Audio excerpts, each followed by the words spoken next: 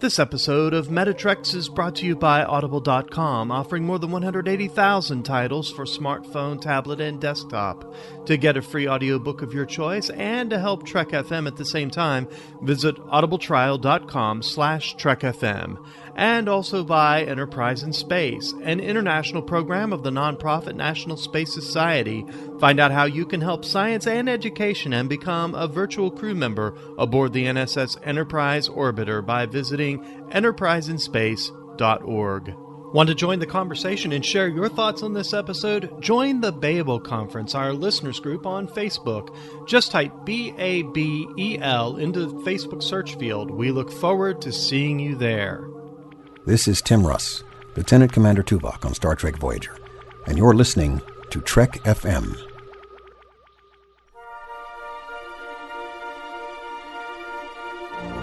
There's no greater challenge than the study of philosophy.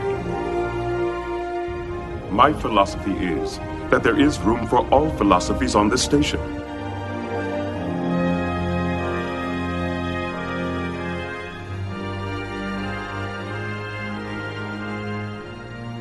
Welcome, everyone, to episode 82 of Metatrex, Trek FM's show on Star Trek and philosophy. My name is Mike Morrison, and with me, as always, is Zachary Fruhling. Today, we're going to be discussing the Season 1 episode of Star Trek The Next Generation, The Arsenal of Freedoms. Well, Zachary, I was so glad when you said that you wanted to do this podcast on the episode, The Arsenal of Freedom.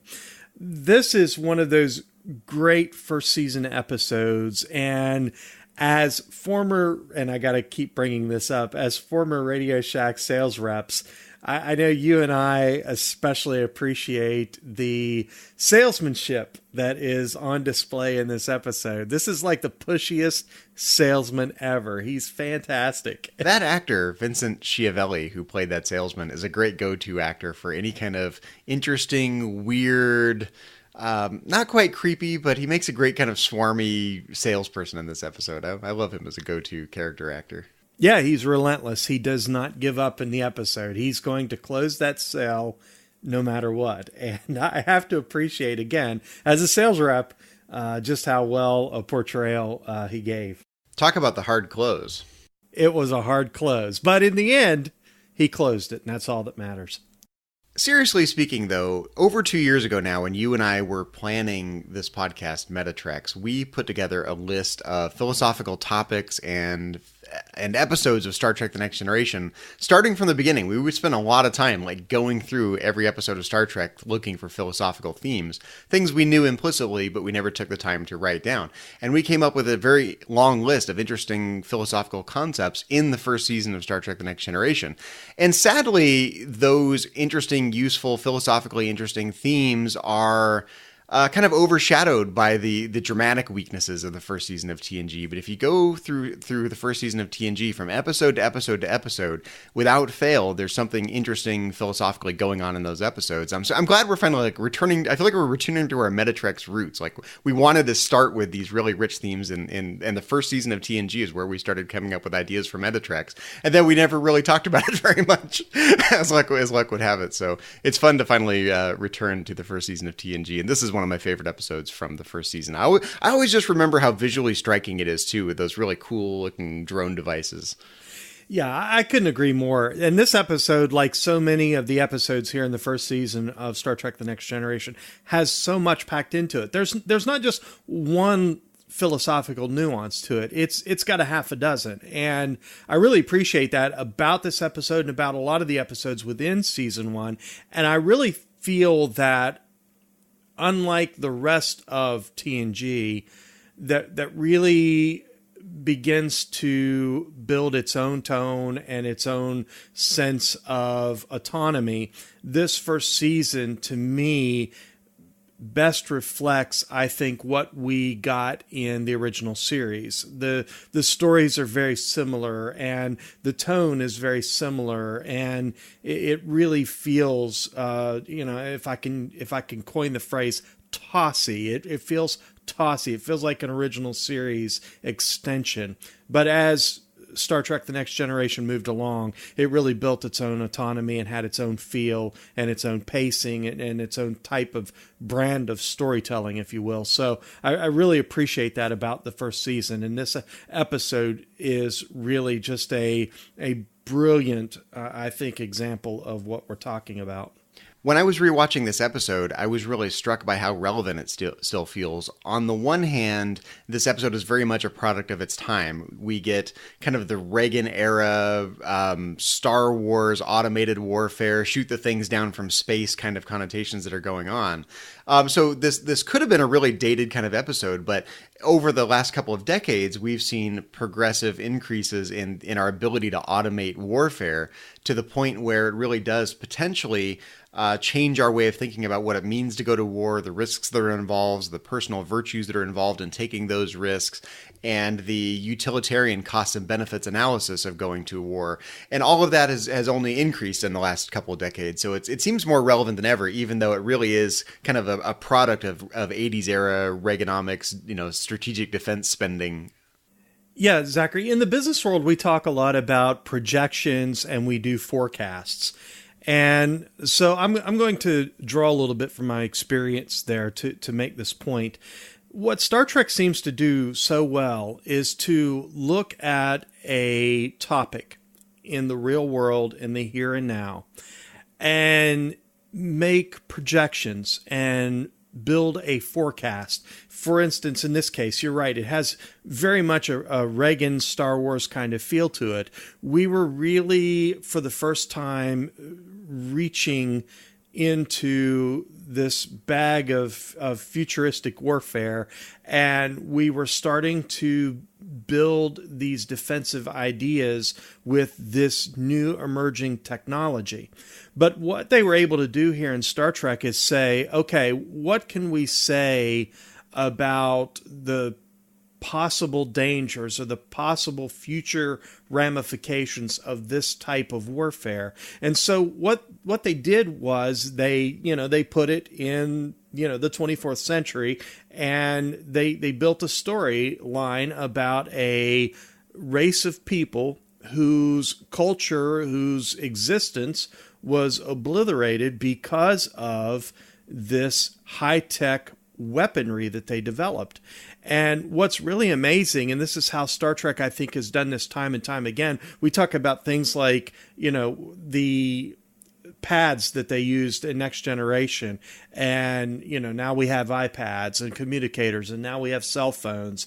Well, they were able to do that because they took existing concepts, existing ideas, and they forecasted on it. They did some projections, and they said, this is where this could plausibly go in the future. Well, here we are now in the future, Zachary, and this idea of these drones that are able to fire on people, that's not a futuristic idea anymore. The danger is we can look back on that and say, wow, those little drones are cheesy, and yeah, they kind of look like, the original H.G. Wells' War of the Worlds spaceships from the old movie, from like that was the 1950s or 60s. They had the old ships that looked like little bubbles with this phaser or laser at the bottom. These things kind of look like that in this TNG episode. And you look at that and you go, oh, that's cheesy, or that's campy, or whatever.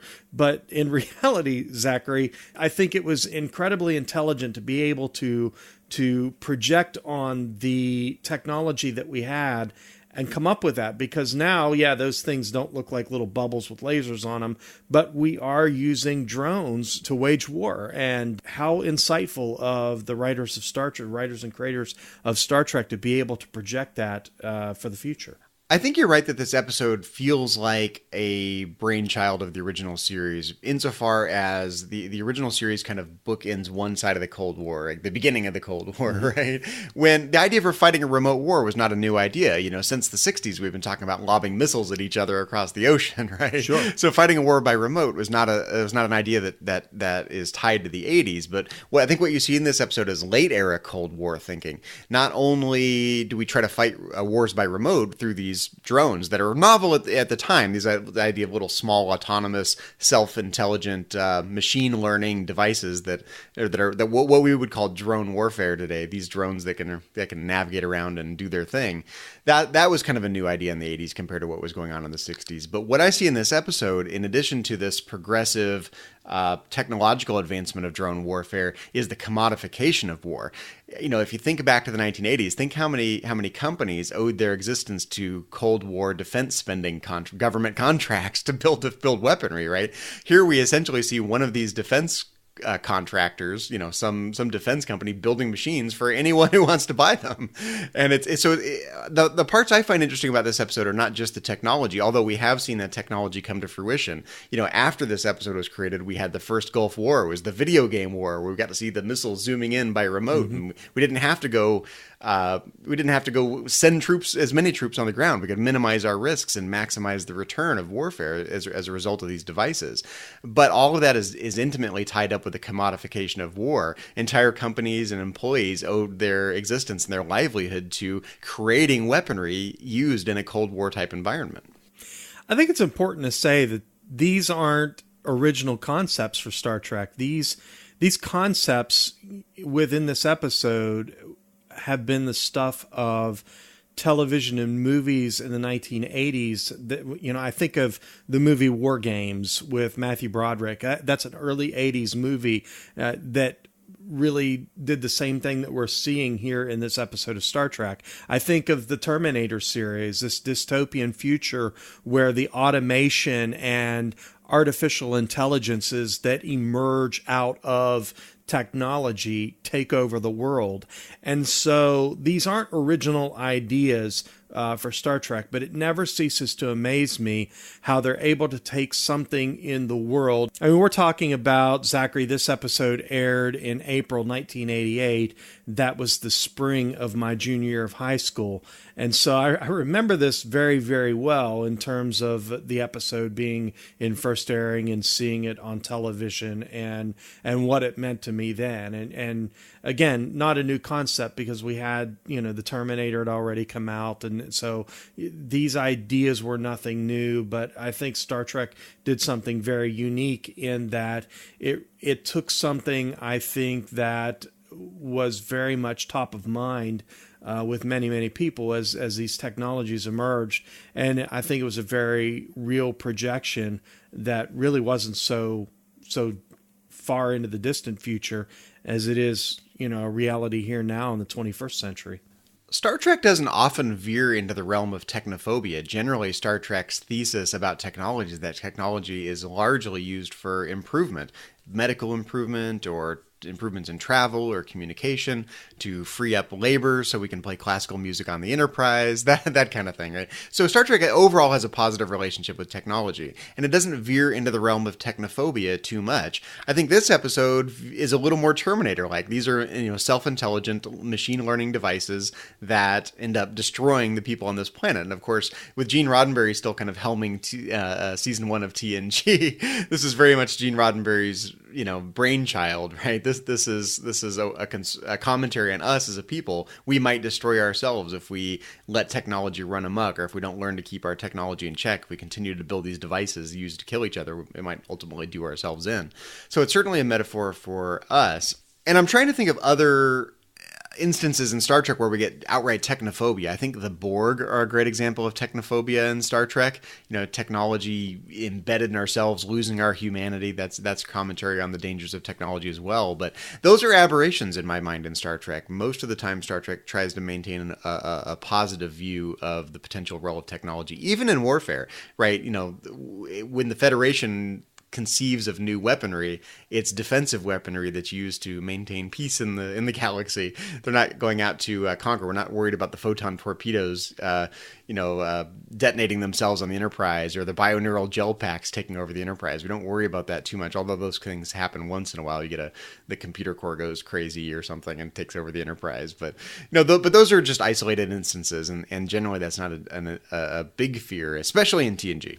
You made the statement that TNG's and Star Trek in general's relationship with technology has always been a relatively positive one, and they haven't delved a whole lot into technophobia. So this episode is unique in that regard. I mean, Captain Picard says within the episode, "You fools, your own creation destroyed you," and so there's this there's this not so subtle commentary there about the potential dangers of emerging artificial intelligence. A little on the nose, Gene, a little on the nose. It's a little on the nose, for sure.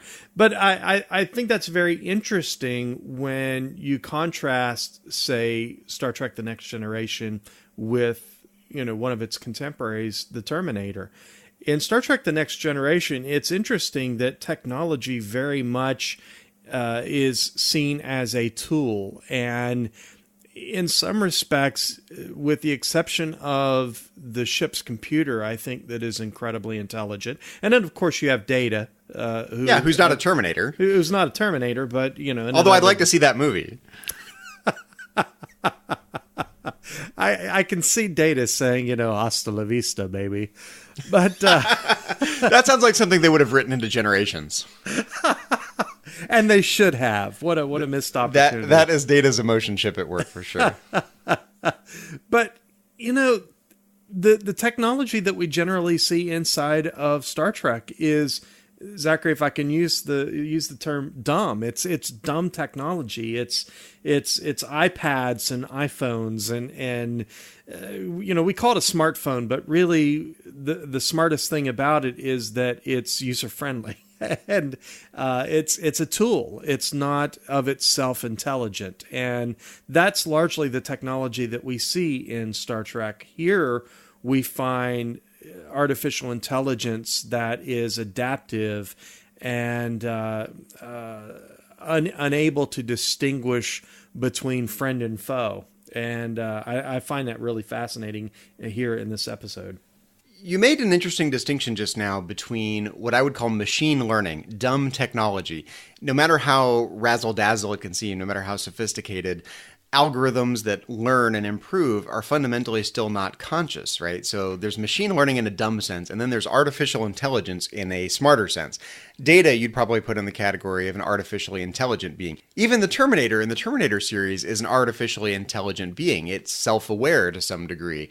But I don't get the sense from this episode that these devices, these drones, are self-aware beings. They're programmed. They have algorithms that improve, that learn from their mistakes, but they're not conscious of what they're doing. And also, kind of ipso facto, they're not conscious of the moral choice that they're making, that they're being programmed to execute.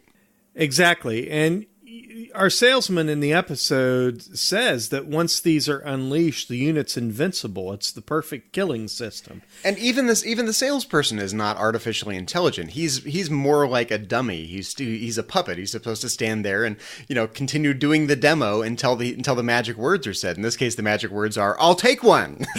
And then he's like, "Oh, well, in that case, I'll call off the arsenal." And I've worked for a few sales managers along the way who probably would have found that an admirable characteristic. I think I used to be one of those guys at Radio Shack. Buy a cell phone now.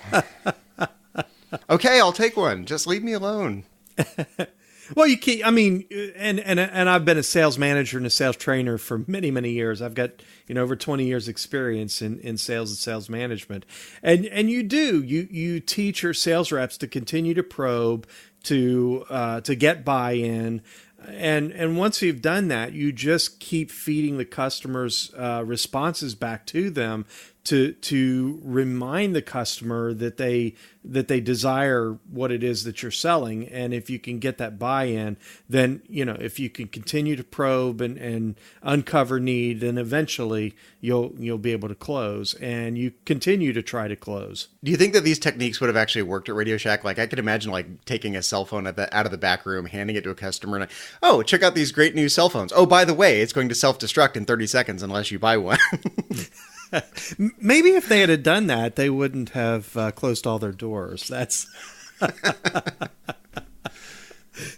I know we keep making these Radio Shack jokes, but it's part of both of our experiences, so we can't help ourselves.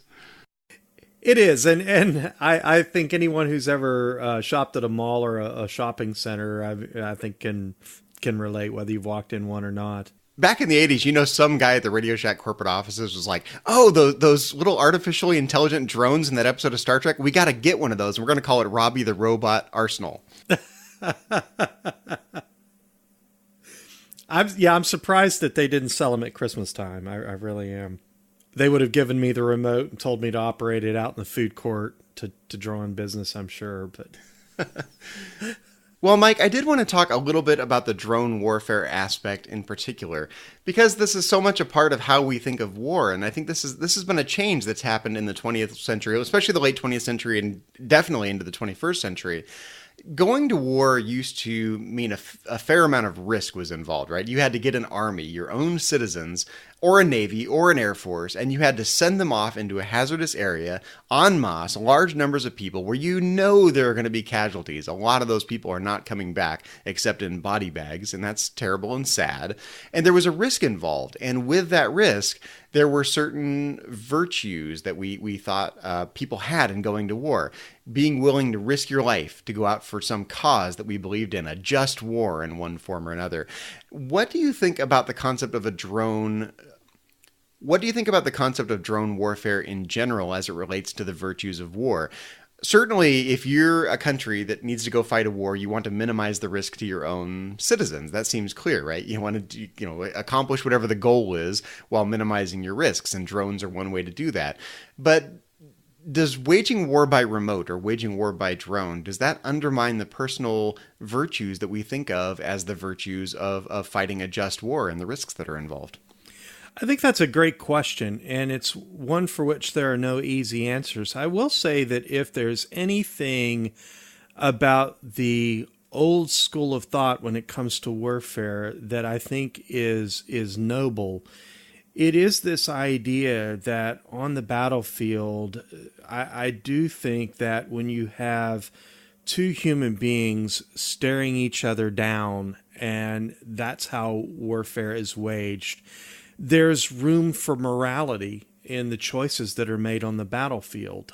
And I think that it becomes something that is very personal, and you become very personally engaged in it. What you're removing, I think, from that battle scenario when you're waging drone warfare is this idea that it's on a screen, and so it's somehow a little less human. And yeah, I guess that's my worry, that when you're on I've never been on a battlefield, so I can only imagine this. I exactly. I should preface this that I know very little about I have no firsthand experience of this. I only know secondhand experiences from other people and third-hand accounts. But I can imagine that when you are on a battlefield with a lot of personal risk and a lot of fear, and you're seeing the faces of the enemy, even at a great distance away, they're real people because they're there and they're dying in front of you. That has to reinforce the idea that this war better be worth it, that the cause is so important that we're out here taking these risks. I just worry that if we wage war by remote too much, it not only dehumanizes it, but it also that there's no sort of check to make sure that the cause of the war is a just cause. Yeah, and that's my take as well, Zachary. And just to reiterate, I am not in any way saying that, and I think I've got friends in the military, family that have served in the military, and we're, as a matter of fact, in my family, we're very, very proud of our long, rich history in the military. And yeah, I'm the exception in my family. Almost everyone before me was in the military, and I just happened not to go that path. Yeah. And so in no way do I want to come across as criticizing or saying that warfare by drone is any less taxing to a person who may be operating that drone or offering support services. But I'm the Wesley Crusher of my family. I ascended to a higher plane of existence and didn't enlist. Like you, Zachary, I have this concern that somehow that human factor is removed from it when it becomes drone warfare. For instance, I'm no stranger to gaming, and matter of fact, I logged in a couple of hours on Star Trek Online the other day. I killed some Klingons. It was You great. pulled the trigger on the phaser? You didn't hesitate to fire the phasers? I did not hesitate. I said killed a few Klingons, and But in truth, it was some Romulans. I was literally in a deal with some Romulans, but I'm disconnected from that personally. This is a great example because the positive virtues that we associate with war, things like heroism, sacrifice, nobility, you could probably name a few others. I wouldn't call your firing the phasers in Star Trek Online any one of those things. Exactly. And yet, drone warfare, I think there is a danger there that it can become very much that. I think about the guy who's maybe operating the controls of a drone, or guys, plural, gals, whomever, operating the controls. I think I trust the gals to do that more than the guys. No doubt. But they're just simply receiving an order. Here's a building. It's full of bad guys. Need you to fly the drone in. You're gonna drop a couple bunker busters on it and get out. First of all, there's no personal risk to anybody involved because they're doing it by remote. They're using a device. And yeah, if the device is lost, it's a few $1,000,000. It sucks, but life goes on. However, for the people inside that bunker, you're, as the person operating that drone, you're only going on, what you're being told. So it does seem to me like it could be a little less human, a little less. I mean, the obvious difference between what we're describing now and what we're seeing in the Arsenal of Freedom is that in the Arsenal of Freedom, it's not like the drones are being controlled by any intelligent, sentient beings, right? They're autonomous devices, as opposed to modern drone warfare where there's still a human, presumably, or humans, controlling the devices by remote, more like playing a video game. But in the Arsenal of Freedom, the machines have become autonomous to the point where they've wiped out their own creators and they learn from their own mistakes and they keep improving, but they're not being controlled by some sentient, conscious, biological being in the Arsenal of Freedom, right? Well, the weapon inside the Arsenal of Freedom has one objective, and that really is to destroy. And so it has no means of making a determination between friend or foe. So it did wipe out its own creator. And here inside this episode, it can't distinguish the customer from an enemy. I mean, if you think about it, this is like the worst customer service ever. I mean, it's literally firing on, it's obliterating its customer. I mean, I've had some bad customer service experiences, Zachary, but I got to say, this would be the worst. I mean, God help them if they decide to return it. Yeah, you mean you haven't been fired upon when you're trying to return your merchandise at the local shopping establishment? So, Mike, another aspect of this episode that I wanted to talk about was this idea. In fact, it's a phrase from the episode: freedom through superior firepower. That's the slogan, if you will, of the Minos people, the Minos corporation that's that's selling these devices. And in my mind, again, I keep going back to the 80s because that's the era I grew up in, and that's when this episode arose, and that's what's going on politically in the 80s, right? We were in a Cold War with the Soviet Union, and we were going to maintain our freedom by maintaining the bigger arsenal, knowing that we could take them out instead of them taking us out if push came to shove. And that was, in 80s speak, our way of ensuring our way of life and ensuring our freedom, no matter what the Soviet Union could throw at us. What do we think of that as a virtue? And I think some people really took this to heart. They said, this is how you maintain freedom, through a superior arsenal. And that is what it means to be a free, just society. So if you have a free democratic society, ipso facto, that means you have to have the arsenal to prove it. Otherwise, you're constantly at danger of another world power taking you out.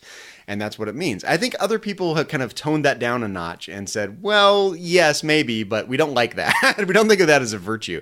And that might be the actual reality of the situation, that in order to maintain our way of life, we have to maintain a defense at a superior level. That might just be a brute force fact of our global nation state based world. But it's a question of virtues. Is that a good thing? Is that something we should embrace as a way of life, as a way of thinking about who we are as a people and what we need to create? Or do we recognize that that's a practical trade-off that we're not happy with from a virtue standpoint, but we do anyway for the sake of our own self-preservation? Well, Zachary, I think that's so relevant to the times that we're living in. I think we have dialed back a little bit on the superior firepower rhetoric. But we don't need Star Wars anymore. Yeah, but I really don't see that mentality ever really going away. I think that there's always going to be a desire, as long as we're divided as nation states here on planet Earth, I think there will always be a desire to maintain an arsenal that is able to defend. And so I never see that really changing, and I'm just being realistic. I want to reframe that in a slightly different way, though, because I think some would claim that this is an innate right of a nation state, that for any given group of people that have a political organization approaching the scale of a nation state, that they have the innate right to defend themselves. We think about that way about ourselves as the United States, right? We're good people. Sure. We have a right to defend ourselves. So we just happen to be in a position to put together the superior arsenal based on our superior resources here in the United States. But we don't tend to think that about other nation states. I'm thinking of the ones that are causing problems in the world today, whether it's Iran or whether it's North Korea. We don't tend to grant those people the right to put together the superior arsenal based on their status as a nation state. So in other words, we like being top dog and we don't like other people being top dog. And that's how we think of ourselves as here in the United States, I think. And I think we don't like granting that status to any other nation state, even nation states we happen to be friends with. Well, I think we can even drill down a little bit further, on a more street level, concept of this problem, and that is, the Second Amendment debates that are very much alive and well here in the United States, and what are the limitations to the rights of citizens, individuals, to defend themselves? What is reasonable when it comes to the number and type of weapons that an individual can and should possess? And so these questions that we're asking here on Metatreks, these are being debated certainly at the national, international level, but they're also being debated, on Main Street, here locally. Well, Mike, they're certainly not going to allow the type of autonomous machine learning drone warfare devices that you see in this episode. Wouldn't it be interesting if everyone had one of those as a sidearm? You didn't even have to draw your sidearm. You just send your drone out. Like, get those kids off my lawn. Go, autonomous device. And if that don't work 12 minutes later, you'll have an even better one. Like, well, that technique didn't work. Those kids are still out there. All right, here comes round two. Those little brats have 12 minutes, exactly, to get off my lawn. This is the degeneration of civilized suburban living before our very eyes. I think what's really unique in this episode is you said that the overall theme is... Mike, in the episode, I believe it's peace through superior firepower. Yeah, so if that's the overall theme of this episode, I think the point that's being made by the writers and creators here is that peace can actually be achieved through superior thought, through superior reason. And I think there's something to be said for that inside this episode, because despite the ability of this Minos device to replicate bigger and better, stronger, faster, it's adaptive, I think in spite of that, it lacks the ability to think, to reason in any way that is meaningful. And so I think the point here in this episode is that peace can be achieved through superior intelligence, through superior reasoning. Well, Captain Picard does figure out basically how to turn the thing off, almost like Michael Burnham inside Discovery, figuring out how to talk her way out of the brig by reasoning with the computer. Captain Picard essentially reasons with the autonomous computer and ultimately figures out that he can just say, "I'll take one," and turn the whole thing off. Yeah, he outsmarts the machine. Yeah, Doesn't he? I guess you can't just agree to buy the real deal. Like if you're actually in a war with these devices, you can't just say, "I'll take one of you," and war's over. But this is essentially what goes on in war, right? War is a degeneration of our rational faculties, our ability to solve problems together as people, right? So the Star Trek view of this is that we can rise above that, we can come together as people, and we can say, let's talk our way out of this situation rather than continue to shoot at each other. And, that rationality can raise the level of dialogue and can elevate us above the need for war. That's the Star Trek take on this, I really think. Even though, again, as Captain Janeway would say, she carries a big stick, right? But that's not the Star Trek view. The Star Trek view is we don't want to do that. We're going to find a way to talk our way out of the situation. We're going to come together as people and solve our problems and maybe learn from each other in the process. So I think of this episode more as a negative commentary on that kind of warfare thing. You could arguably say that this episode is promoting freedom through superior firepower, peace through superior firepower, right? That there was a reality in the 80s. Some people still think that way. It might be a practical or pragmatic reality, but that's not Star Trek's take. Star Trek's take is that is a degeneration of the best versions of ourselves that we can Precisely. be, and that we can use our reason to rise above the need to function at that level. Oh, precisely. I couldn't agree more. This is definitely a negative commentary towards that way of thinking. And that was the prevailing way of thinking. I think anybody who was alive and at any age to really gauge what was going on in society around them. And I'm not saying anything necessarily negative. And for those of you who have nostalgic feelings about the 80s, I'm right there with you. But Mike, how many times have we heard Captain Picard say, "Let's see what match they are for the flagship of the Federation"? That's essentially the same kind of thinking. We have the bigger stick, and we're going to use it for good. Well, and isn't that true of Star Trek as a whole in general? I mean, my goodness, we continue to crank out bigger, better, faster. In the 1960s, Star Trek gave us the NCC 1701. It's Warp 7. It's a bigger ship than its predecessors, that Constitution class. And then they gave us the Excelsior class? And then they gave us the Excelsior class, and then there, so on and so forth. Then we come to the Galaxy class that's bigger and the ship to end all wars. And we're just making them bigger. And even when we get to the Kelvin timeline, I mean, my gosh, the Enterprise in that episode is bigger than anything that we got in the Prime universe. It's just this idea of bigger, faster, stronger.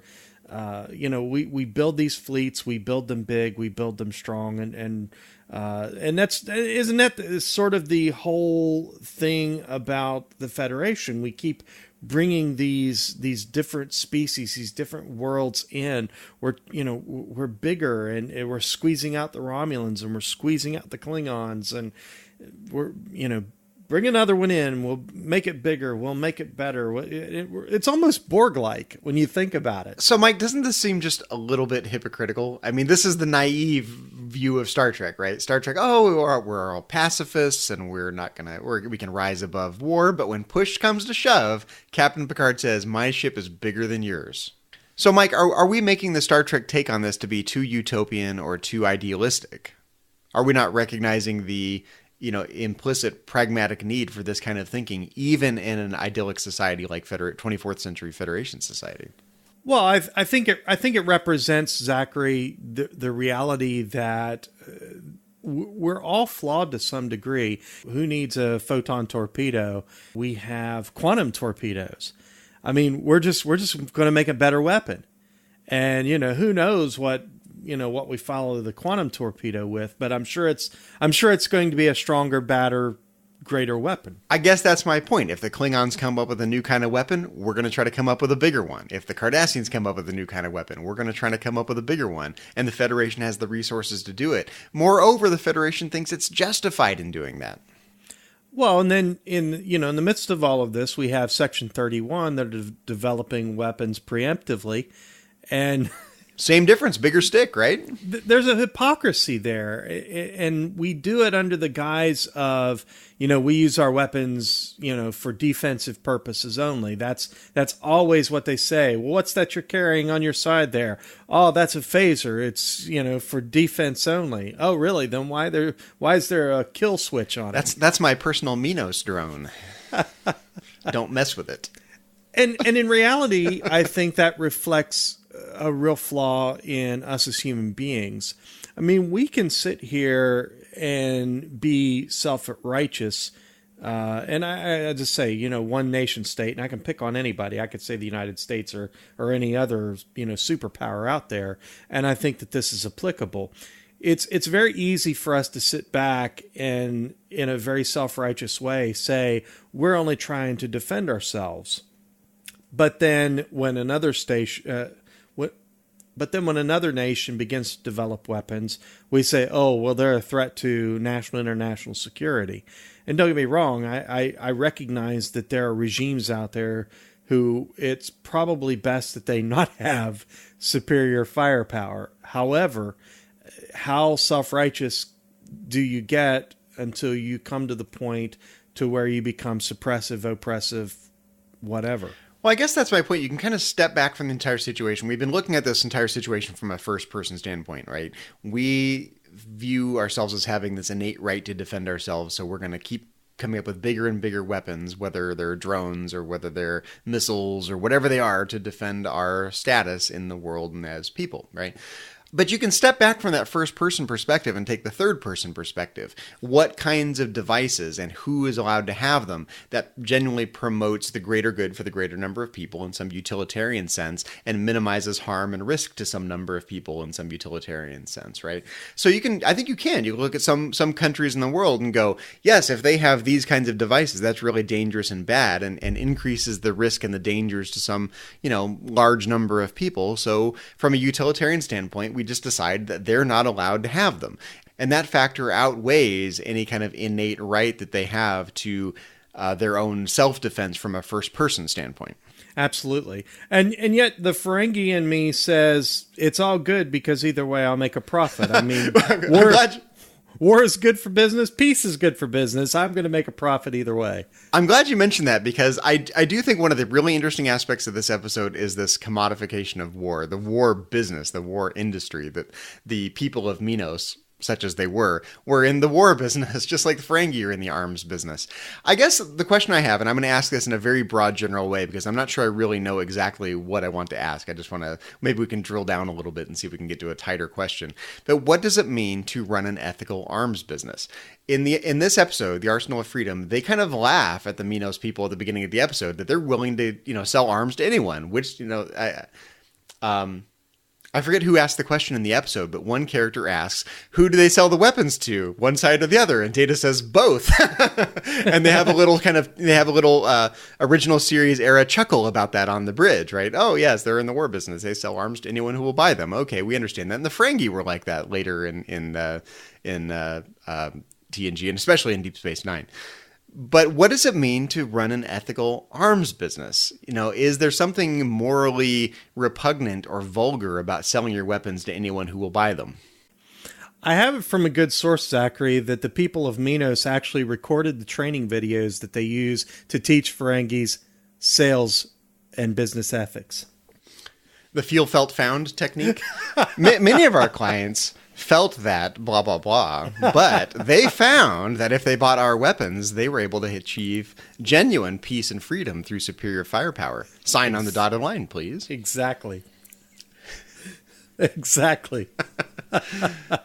So I guess that's my question. Is there something inherently morally repugnant? Again, I'm going to ask this in a very pointed way, in a way that's probably not fair to people who are actually in the arms business, but is there something morally repugnant in general about the arms business? You make weapons that will be used to kill other people. And that is your business, your business model, how you make your livelihood. What does it mean for that to be a respectable business? I don't have a good answer to that off the top of my head because I don't know enough about the industry. Yeah, and I don't think there is a good answer to that because in reality, I think as long as we have these primal instincts to Hey, wage speak for war. yourself. I've risen above it. Thank you. Yeah, but I think as long as we have these primal instincts to wage war, Tell the kids get on my lawn.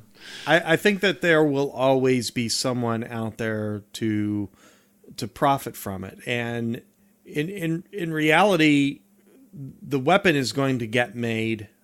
It's going to be built. They're going to be sold. Somebody's going to make a profit. Is it repugnant? Well, I put myself into the mindset of someone who maybe owns a gun company, that Mike's Guns and Ammo. Quark would say everyone's got to make a living, right? Well, everyone's got to make a living, but here's the reality. I can look at this one of two ways. I can say, listen, I manufacture and sell defense for people. Security. I enable people to defend themselves. Security, peace, that's noble, stability. That's good. Yeah. Mm-hmm.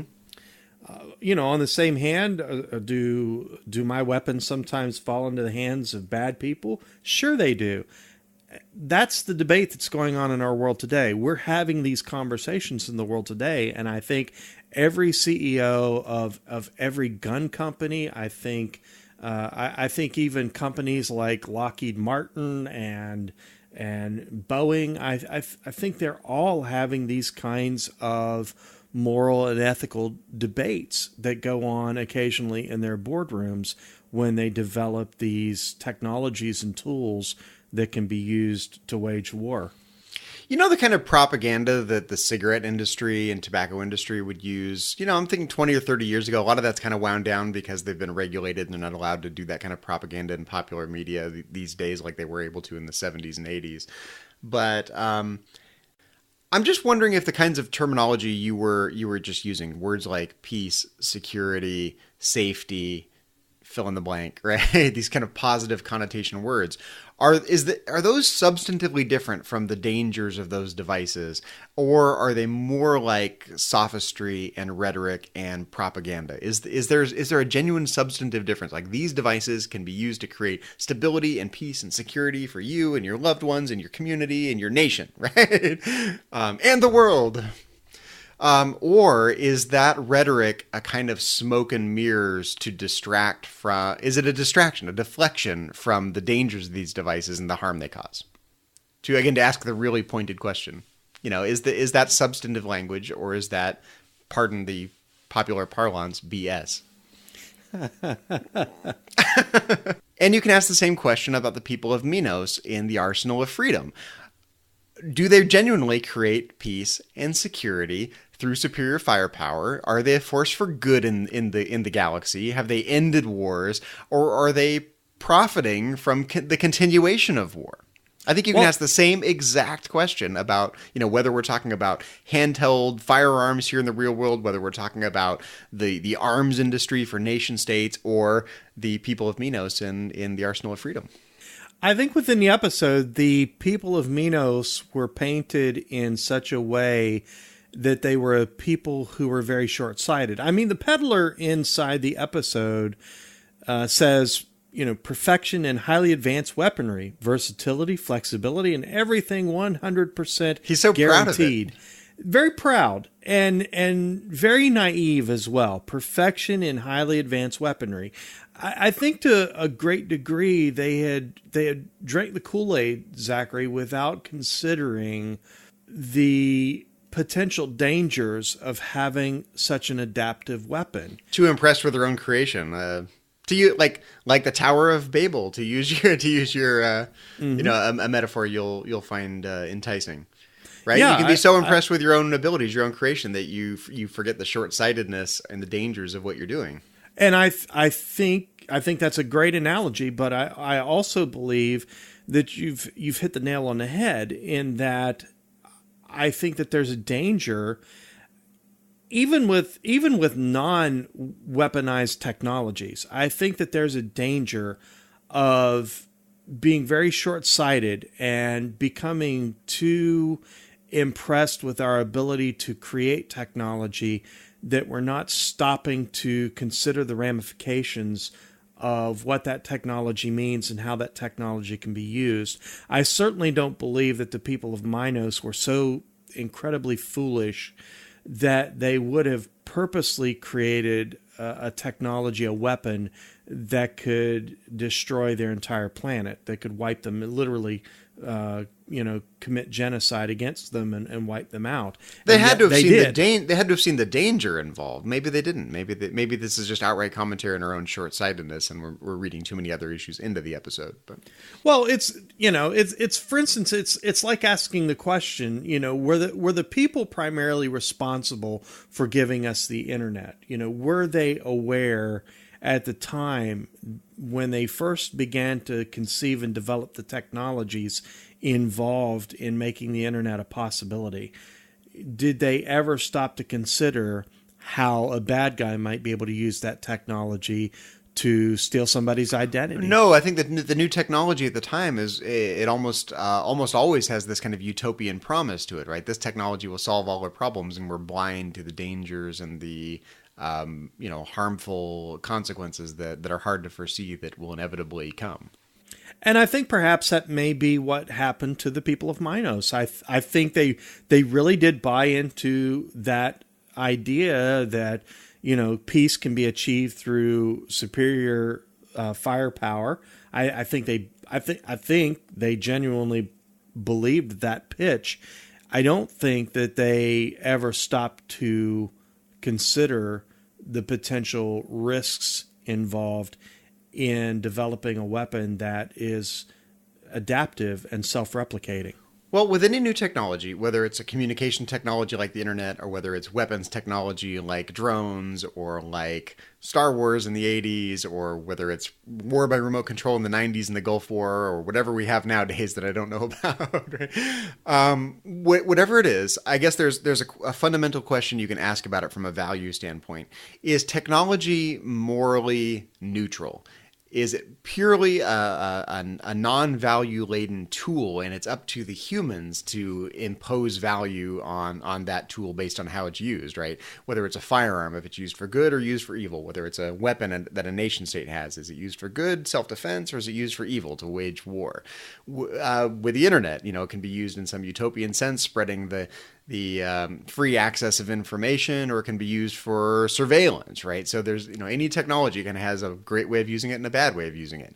Does that mean the technology itself is morally neutral, or are the benefits and the dangers kind of implicit in the nature of the technology itself? The mere fact that someone develops, say, let's pick your favorite weapon of mass destruction, right? So someone who develops a weapon of mass destruction, is that inherently morally problematic because of its nature as a weapon of mass destruction, with that thing that we have this word for, a term, a label, WMD, weapon of mass destruction? Does that impose this value, this negative value connotation into the object itself, right? Is there something inherently morally wrong about that? Or is it just a tool like any other tool? It can be used for good or it can be used for evil, depending on who uses it in what way. Which way is the right way of reading technology? Is technology implicitly morally laden with all of its connotations and consequences and virtues and dangers? Or are these objects we're describing, any piece of technology, weapons or otherwise, mere objects with no values whatsoever until humans decide what to do with them? I think that's an excellent question. That's the heart of the issue, right? I mean, it really is. It really is the heart of the issue, and it's a $64,000 question. I think what we're talking about here, we're talking about a technology that is adaptive, it is self-replicating, there is an element of AI to it, of artificial intelligence, but it doesn't possess any sense of morality, Zachary. It's very similar to a drone, that it really depends on the person who is operating the controls. I mean, that drone can fire on bad guys as well as it can fire on the good guys. It just depends on the person who's sitting at the controls.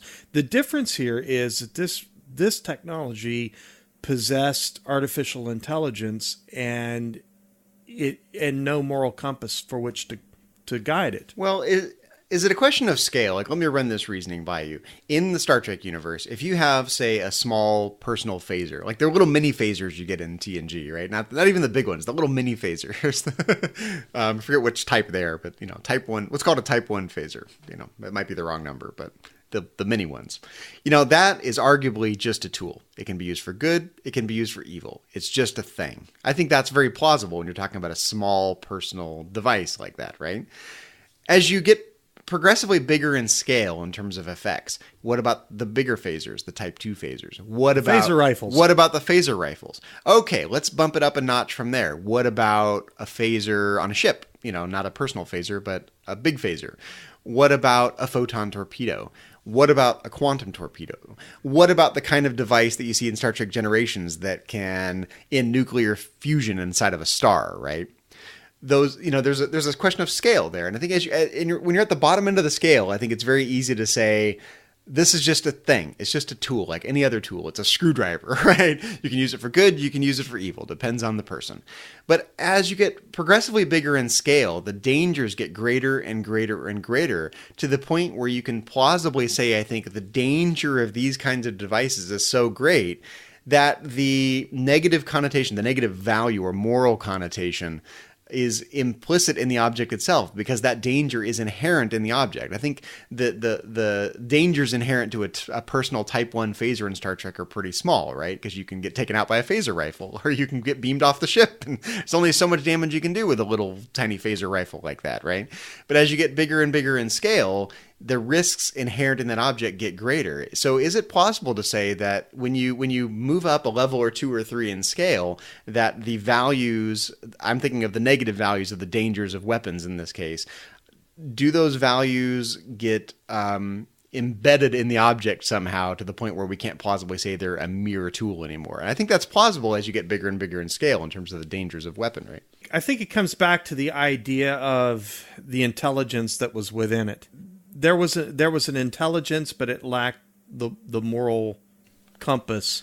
That's not even intelligent. I think in the Arsenal of Freedom, I think of those drones as not even being intelligent in some artificially intelligent sense. I think of them just being more like, like those dumb kind of machine learning algorithms that you can teach to play video games. Yeah. They run through it once and they make some mistakes. They run through it again, they make different mistakes. On time number 47, they manage to hit something that works and they go, okay, I've got a little farther in the game this time. So now I know what to do. The algorithm doesn't say to itself, it just gets modified based on fairly random tweaks to the program, as I understand how these machine learning algorithms work. But there's no self-awareness. There's no consciousness to it, right? There's no intelligence per se. The algorithms do get better in terms of their effect, but they're not conscious. I think of that as what's going on in the Arsenal of Freedom, that through trial and error, these drone devices try things that work or fail to various degrees. If something fails, they try something else. If that fails, they try something else. And they combine a progressive increase in scale in terms of scope of what the devices can do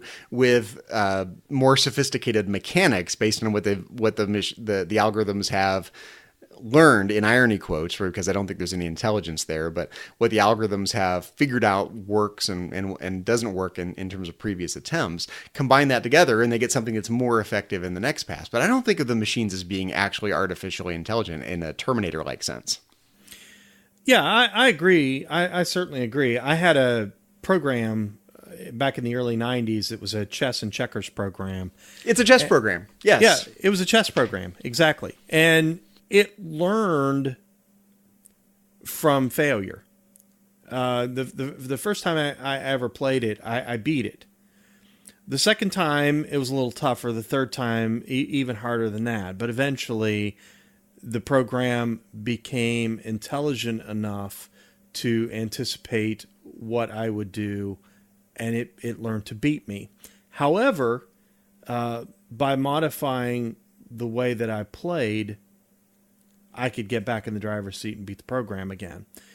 But again, it's going to continue to learn. It's going to continue to grow until it beats me.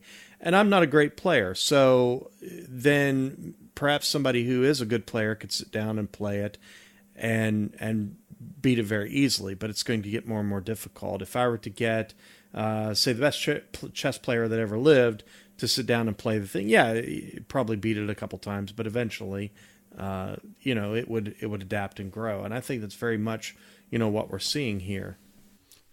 So, Mike, the kind of thing you're describing in a chess algorithm is the kind of thing I'm thinking is going on here, but at a slightly larger scale. I recently came across this YouTube video where a computer program had been created to teach itself to play Super Mario Brothers, the Nintendo game from the 80s, speaking of the 80s.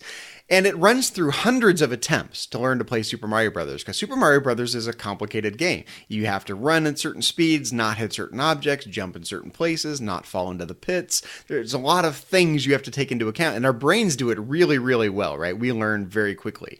But imagine how like a 3-year-old learns to play Super Mario Brothers. You grab the controls and you run and you hit a Koopa Trooper and you die, right? And then you run and you figure out finally, it's the first level of Super Mario Brothers, how there's all these little objects in your place designed to teach you how to play the game. You know what I'm talking about. You've played it, right? Yeah. You run and then you hit an enemy and you die. So you quickly learn, I have to jump here. And that's how it teaches you how to jump. And then there's an object in your way, and so you have to learn to jump over the object. And then there's these tantalizing little question blocks that you have to hit. And if you hit one of those when you jump, you get a little reward, a little positive reinforcement. You get a little mushroom. And then when you finally run into the mushroom, you realize it turns you into Super Mario, and you get to have these extra powers. You get to be bigger, jump a little higher, and eventually you can throw fireballs, and that's how you learn to play Super Mario Brothers. But it's very much trial and error.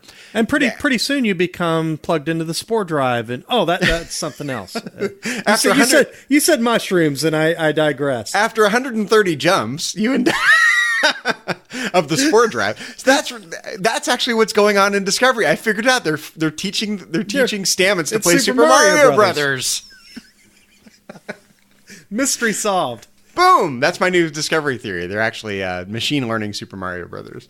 But so this computer program essentially does that. It runs through permutation after permutation after permutation, playing Super Mario Brothers, trying to get as far in the game as possible. And it just tries things at random.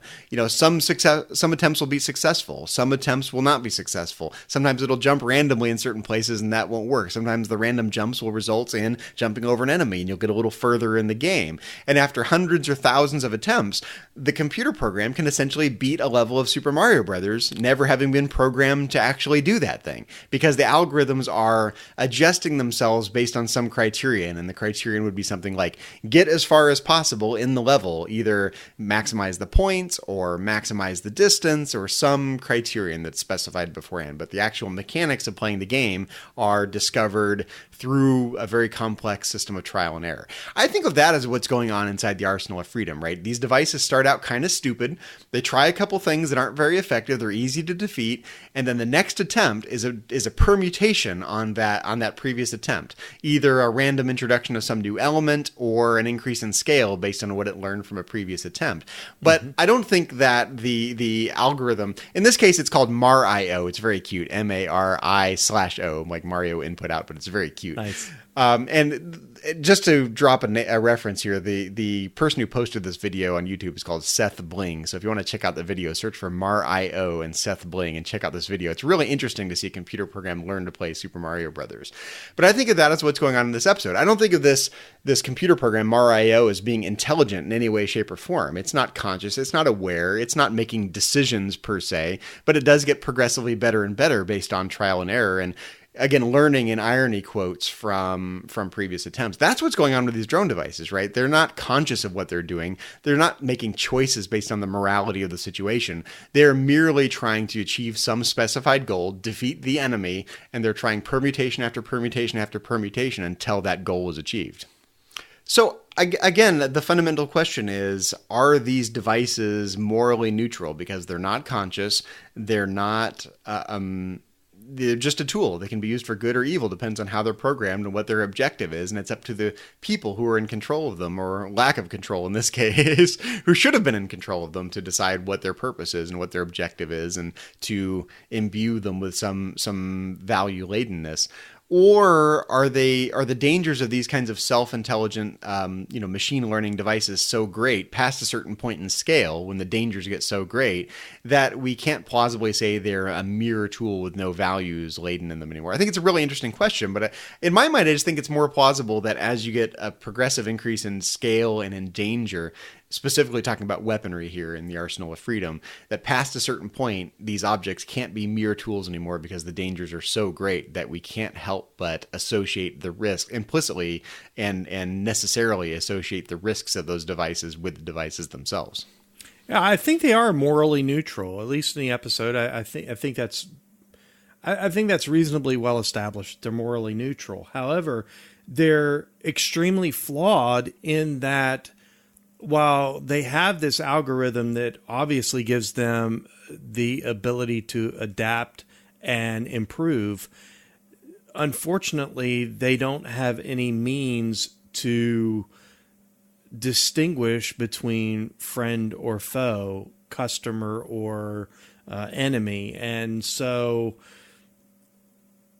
obviously that's a real life danger, I think, Zachary. As you give autonomous adaptability to any type of machine, there is a danger that autonomous adaptability becomes a liability that can turn deadly. Yeah, but I guess, I want to press you on this because I think it's not really plausible that these are mere tools, right?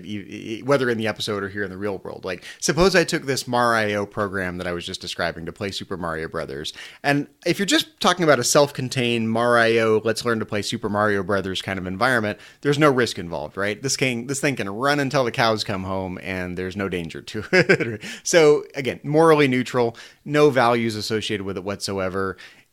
It's just a thing. It's kind of an interesting thing. You should go check it out.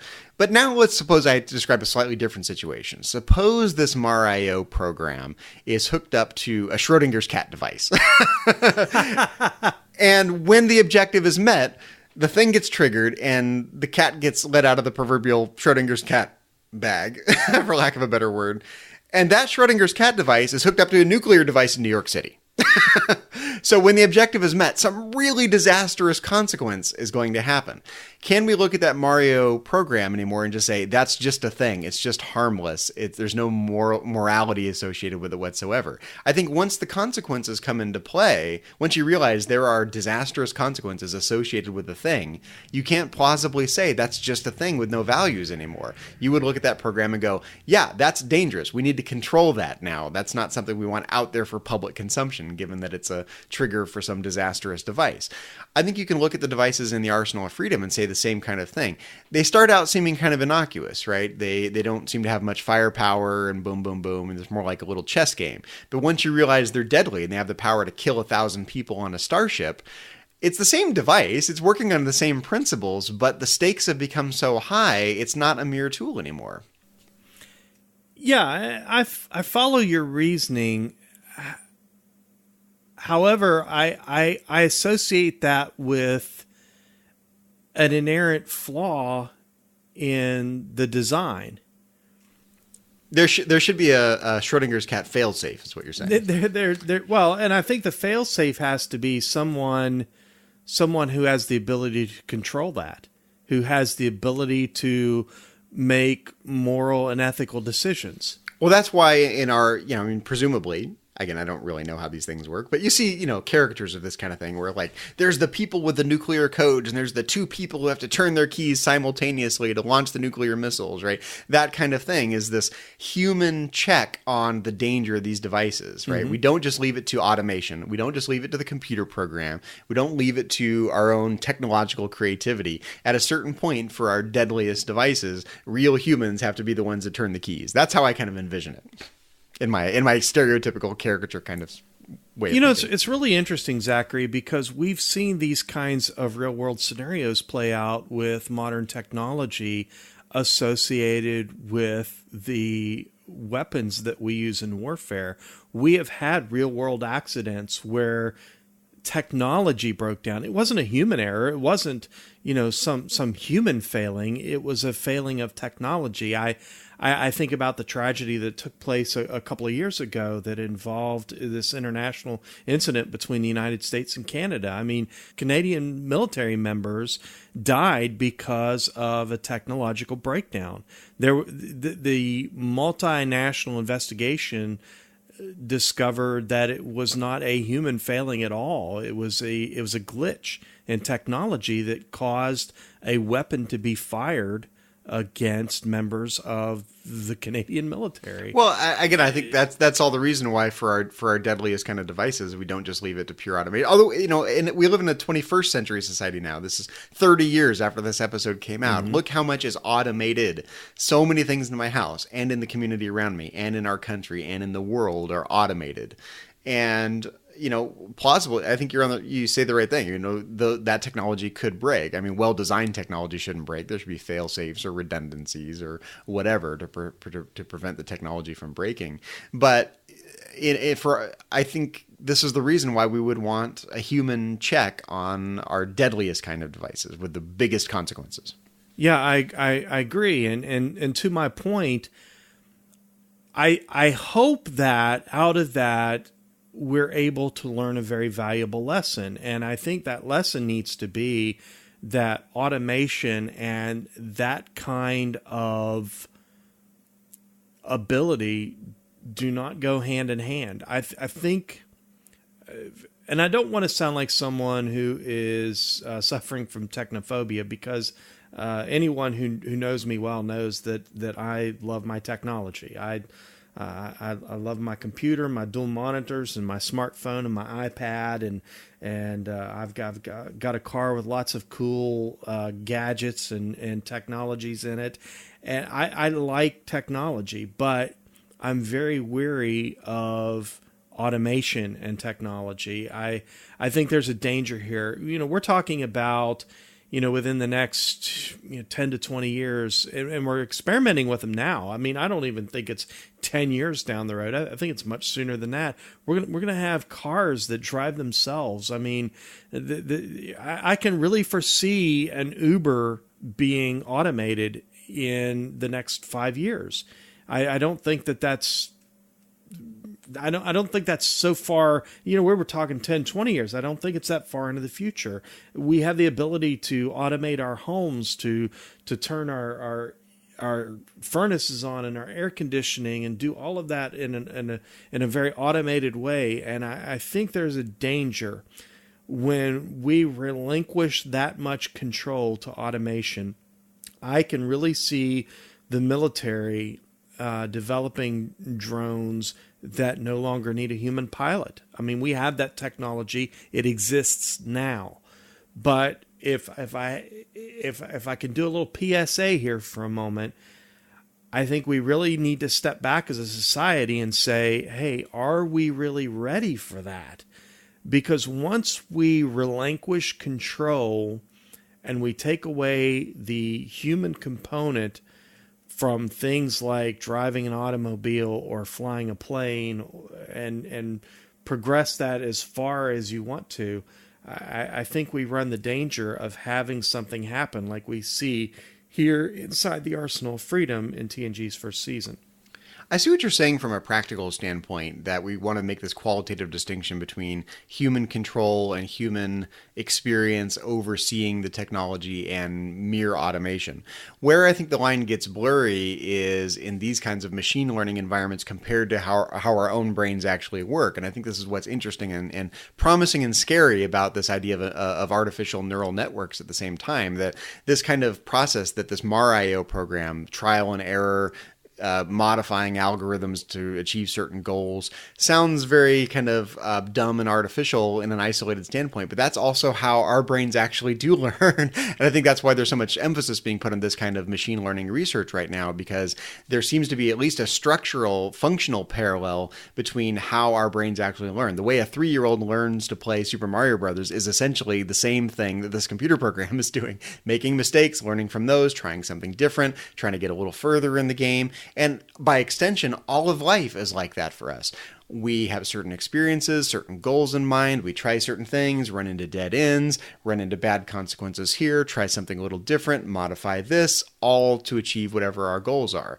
And that kind of subtle, iterative modification of the again, maybe in irony quotes, algorithms that define how we go about trying to solve a problem and function in life is essentially how our brains work. That's how we solve problems. That's how we achieve goals. That's how we learn, right? And so whether the difference, of course, is that, well, we seem to have meaning and consciousness and we understand, and these computer programs like Mario or like these drones in the Arsenal of Freedom tend to be a little dumb, right? We don't think of them as being self-aware of what's going on, but structurally and functionally, it's the same basic approach. Let's try something. If that doesn't work, let's try something a little different. Let's learn from our mistakes, try something a little different, all trying to achieve whatever the goal is. And there's a structural similarity there. So it's very easy to draw this kind of semi-plausible qualitative distinction between the human touch and human consciousness and human oversight and dumb algorithms that don't know what they're doing, right? Mere automation in the self-driving Uber car sense, or chess programs or Mario or whatever it is, right?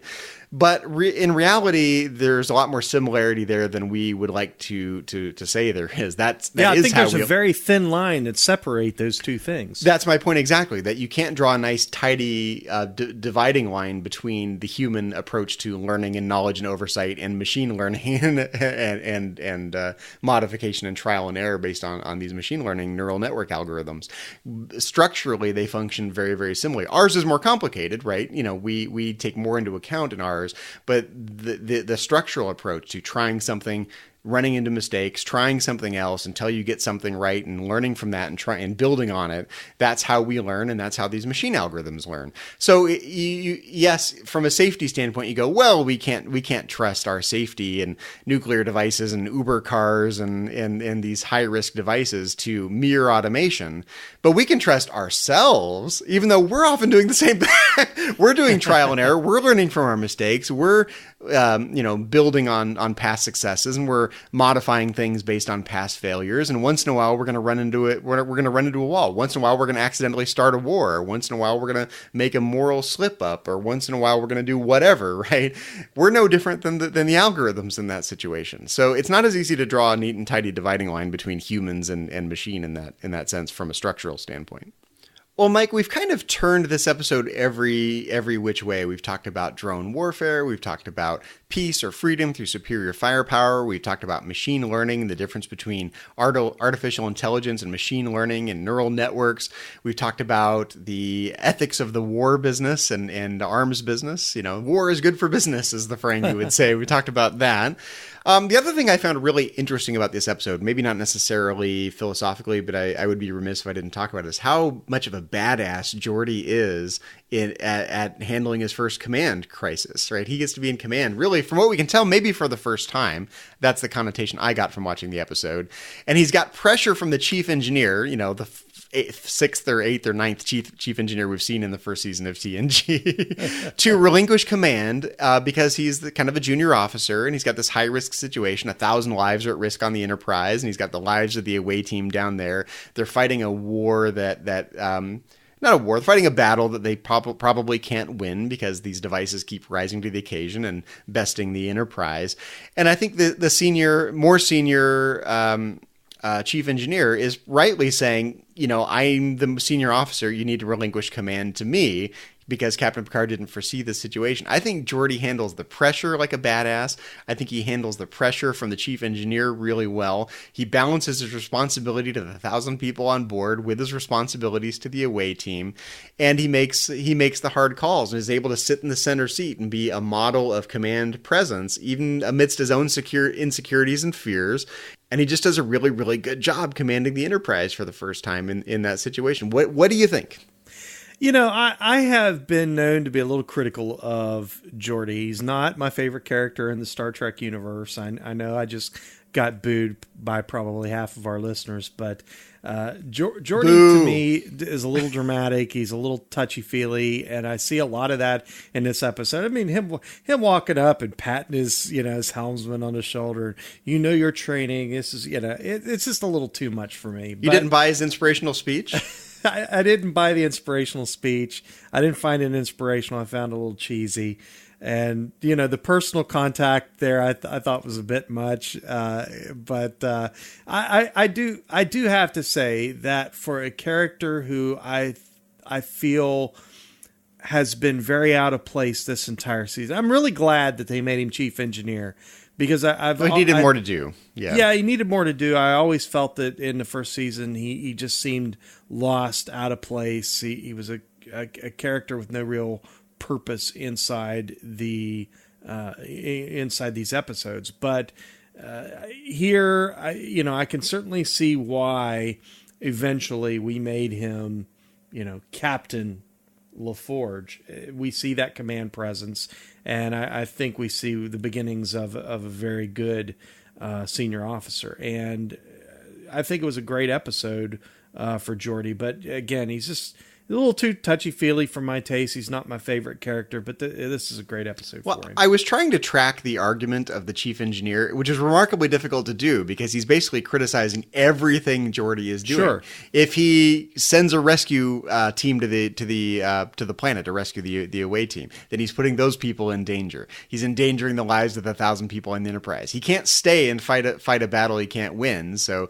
And if Geordi orders the ship away from the away team stuck on the planet, then he's abandoning his responsibility to the away team. He's basically painted Geordi into quite a corner. There's no good resolution to the situation, and and his answer to every single one of those options is, you need to relinquish command to me because I'm the senior officer. Even though any option Geordi picks, he's got something he can criticize about that option. I find his willingness to put those 1,000 lives on the line to mount some futile rescue attempt, really disturbing. So much for the needs of the many outweighing the needs of the few.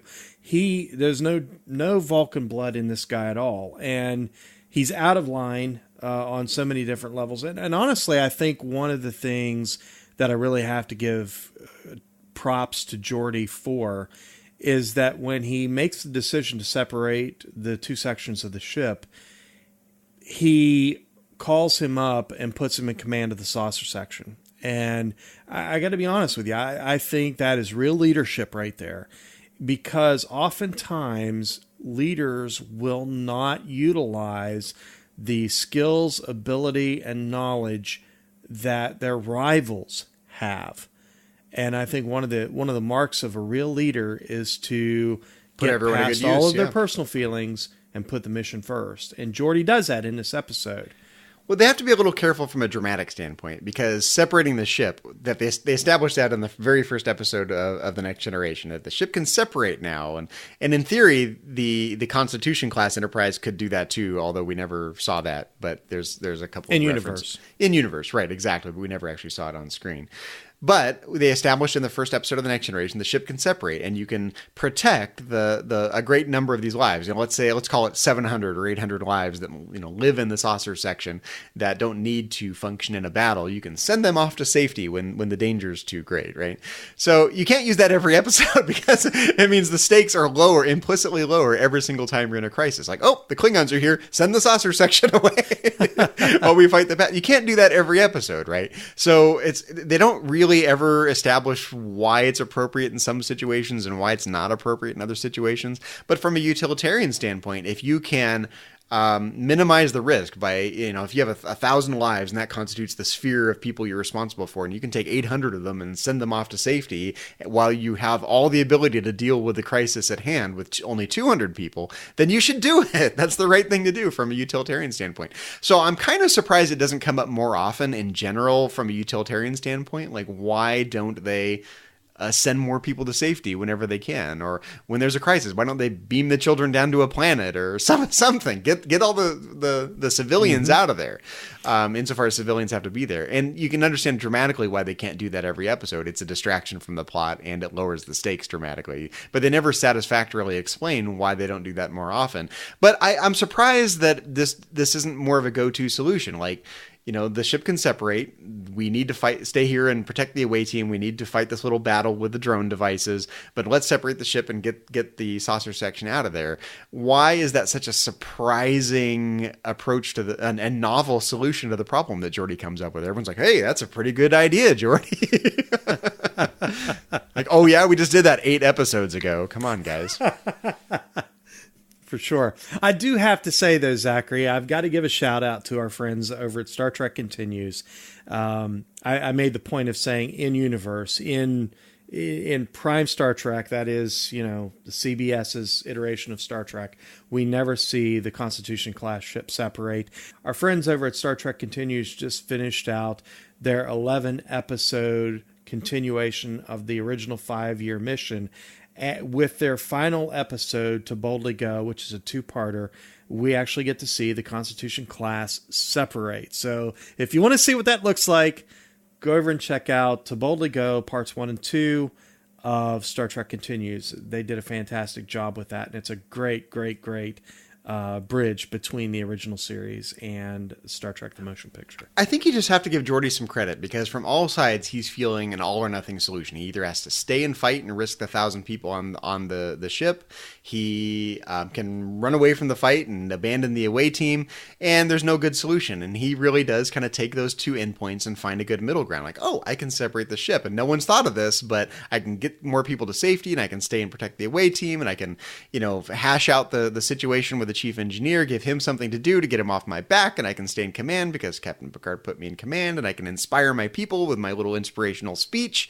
And he does a great job putting all that together and finding an innovative solution in the moment. And that shows his kind of creative genius in problem solving. And so much of life is like that. We paint ourselves into little corners when really there's a middle ground or an outside the box solution. I just wanted to call attention to the fact that Geordi was pretty awesome at coming up with an innovative solution in the moment when he's got not only the danger of the situation, but he's got his on paper superior breathing down his neck, trying to get him to relinquish command. And he really owns the situation, and he's a model of inspiration.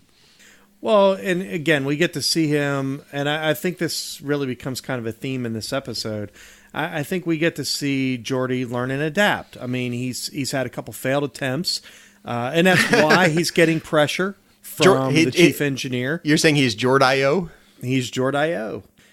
Speaking of learning and adapting, we get to see Captain Picard in the episode learn a little bit about outside-the-box medicine within the episode. When Dr. Crusher is injured, seriously injured, inside the episode, and there's no med kit readily available. There's no hypos to bail him out. No technology to make it easy. Yeah, they could have been really fatalistic, like, no more med kit. Well, so much for us. Been nice knowing you, Dr. Crusher. But that's not what they do, right? That's not what Starfleet officers are supposed to do. But we do that so much in the real world, like, oh, I can't do whatever because I don't have my whatever, and I'm in this situation. And, well, put your thinking cap on and figure it out, or rely on some weird expertise or experience you've got to find an outside-the-box solution. We have great power to do that as creative beings, and we forget that sometimes. I read, Zachary, that when this episode was originally conceived, that this was supposed to be a scenario that brought Picard and Crusher closer together. We get to develop their relationship, their personal relationship a bit. It was supposed to be more of a romantic joining between the two, and I'm so glad they didn't do that. And I think what we got, was something really interesting, that they were able to grow closer, but not in, an intimate way, a romantic way, but a more intimate way in terms of their friendship, their respect for one another. I love the dialogue. Picard's learning about her. She's not all about the technology. Which I think is in contrast to what's going on the surface with the drones. It is all about this adaptive technology. Well, here they're going old school, and we don't have a med kit. We don't have, this technology. So what do? Well, you know what? There's some roots over there. What are those about? What do they look like? What do they taste like?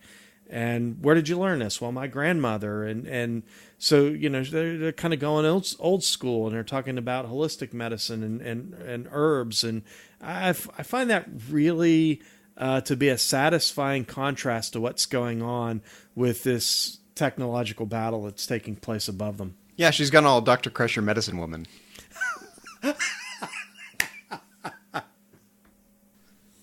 Such a minor point, but that's perfect. Well, okay, so insofar as this episode is a commentary on the dangers of technology and the danger of relying on technology and short-sighted thinking, this is kind of some esoteric knowledge that Dr. Crusher has. You know, she has kind of this herbalism.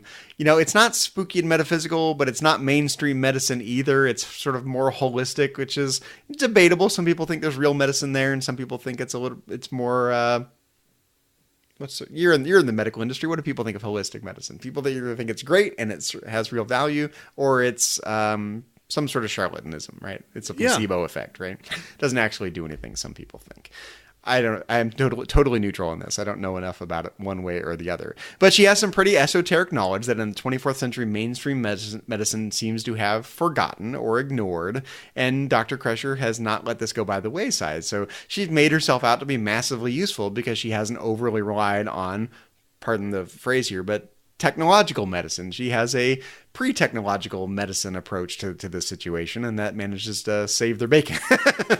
Well, I think you captured the modern, at least in our own world, the modern attitudes, a couple of them at least, towards the different schools of thought in terms of medicine. There are people who are very much about emerging technologies in the medical field. And don't get me wrong, there are some wonderful technologies out there, I think, that have tremendous potential in terms of treating and even wiping out some of the diseases, ailments, problems that plague our society. I think that there's a lot of promise out there, but there are a lot of dangers as well, especially with pharmaceuticals, because of the potential side effects that exist when you introduce foreign chemicals into the body. And I think even the pharmaceutical companies are becoming more aware of that. And so what we're seeing today in our world is a throwback to sorts, a revisiting of some of these holistic methods and trying to determine which of them are legitimate, which of them hold the most promise. I think we're taking more of a holistic approach to medicine, and we are combining that holistic approach with these emerging technologies. And I think we're innovating in ways, as far as healthcare is concerned, I think we're innovating in ways that we have never been able to before, because we're able to legitimize what works and what does not. And we're able to isolate, particularly what it is about this root or this herb that has the potential to treat or cure disease. And we're able to really enhance that ability. And we're seeing tremendous accomplishment in terms of medical research out there. So again, to see that inside this episode, again, I don't think we have to wait for the 23rd century. I think we're seeing it right now in our own world. Well, certainly this is an amazing character moment between Captain Picard and Dr. Crusher. Kind of cements their trust and friendship in a way that maybe hasn't been before. They haven't been tested together like this necessarily. And I know I keep going back to the original writer's intentions in some hermeneutical sense. Like, hey, I wonder if they really meant to put this connotation in there, because it's an interesting dovetail on the topic we were already talking about. Like this danger of relying on technology, the idea of losing control of our own technological creations is one of the themes of this episode that we've spent some time on. But there's a danger in over-relying on medical technology and losing touch with some things that were important in the past that may still have some value that aren't culturally or scientifically the mainstream or the norm these days. And we see a nice little throwback to another way of doing medicine besides a technological way of doing medicine. I think that's a nice parallel to what's going on with the main theme of the episode. It could be a happy accident, or it could be something that was written in intentionally for thematic effect, but I'm not really sure which it is. I don't know if you have any opinion on it. By no means are we bound by the writer's original intentions, but I do wonder whether this was intentional or a happy accident, and as Bob Ross would say. No, that's the beauty of Star Trek, and I have to say that I don't think that it's a happy accident that we have a stark contrast with what's going on in these two plot lines. We have one plot line that's very technologically driven. We have one subplot, B plot, if you will, that is driven by the lack of technology. I don't think that's an accident at all. And it's a really interesting contrast inside this episode. And I think, honestly, it's one of the things I think that makes it the type of episode that you can say, I can very easily see this exact episode taking place in the original series universe. Oh yeah, this is very much we observed this at the beginning of the episode. This is very much a TOS inspired concept for a story. Except DeForest Kelley is by no means as good looking as Gates McFadden. He might be better with the herbalism though. Maybe so. Well, Mike, it's been fun talking about preserving the peace through superior firepower using our superior podcasting skills.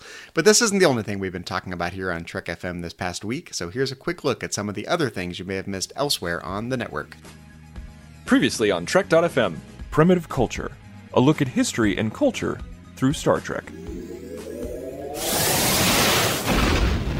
Star Trek is more than just average television. I mean, I know I'm going to say that as a Trekkie fan. Everyone's like, yeah, of course you're going to say that. But Gene Roddenberry started out with a vision. He wanted to make television that broke barriers, was about social commentary, that got people to think, that widened people's minds. He didn't just want to make television that was financially successful. Literary Treks. I'm wondering if there's kind of a bit of a parallel there with Narinda and the totality not knowing what love is. That's They just need a certain song sung to them. I want to know what love is. Something like that. Anyway, there you go. That's all you're going to get out of me. I was just waiting for that.